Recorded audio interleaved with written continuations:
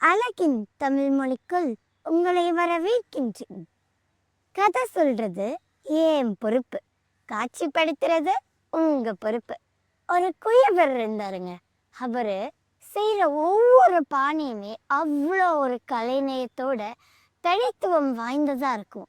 அதுக்காக அவர் தேர்ந்தெடுக்கிற மண்ணில இருந்து அதை வடிவமைக்கிற அவரோட கை பக்குவத்தில இருந்து அவர் அதை சூளையில சுட்டெடுத்து தரமா செய்யறத பார்க்கறதுக்கே அவ்வளோ அழகா இருக்கும். அன்னைக்கும் அப்படிதான். காலையிலேயே அவர் போய் மண் எடுத்து அதை வடிவமைச்சு ஒவ்வொரு பானையா சூளையில வச்சு சுட்டு எடுத்துட்டு இருந்தாரு.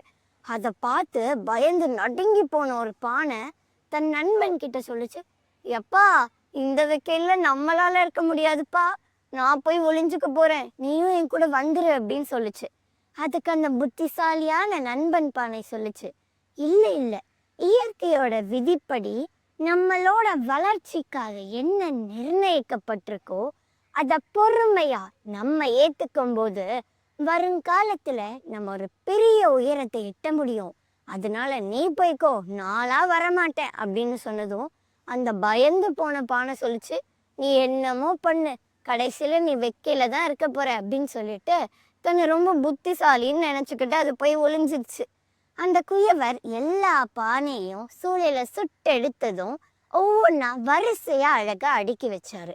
அப்போ போய் ஒளிஞ்சுக்கிட்ட இந்த பானையும் நல்ல பிள்ளை நாணயம் மாதிரி அந்த கூட்டத்துல வந்து உட்கார்ந்துக்குச்சு.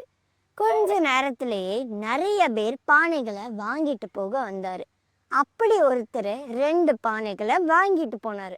அதுல ஒண்ணுதான் போய் ஒளிஞ்சுக்கிட்ட இந்த பானை. அது ரொம்ப வெயில் காலம் அப்படின்றனால ஆத்துல இருந்து தண்ணி எடுத்துட்டு வந்து 2 பானைகள்லையும் ஊத்தி வச்சாரு. ஊத்தி வச்சுட்டு அவர் போயிட்டாரு. ஆனா கொஞ்ச நேரத்திலேயே இந்த பானை அப்படியே மெதுவா மண்ணோடு மண்ணா கரைய ஆரம்பிச்சிருச்சு.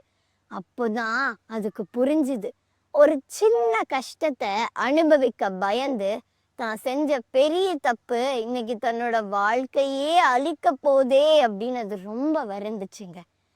இந்த கதையில இருந்து நம்ம என்ன கத்துக்கிறோம்னா, அந்த புத்திசாலியான பானை சொன்ன மாதிரிதான், இயற்கையின் விதிப்படி நம்மளோட வளர்ச்சிக்காக என்ன நிர்ணயிக்கப்பட்டிருக்கோ, நம்மளோட வளர்ச்சிக்காக என்ன நிர்ணயிக்கப்பட்டிருக்கோ அதை பொறுமையா நம்ம ஏத்துக்கும் போது நம்ம வாழ்க்கையில ஒரு உயர்ந்த நிலைக்கு நம்மளால செல்ல முடியும்.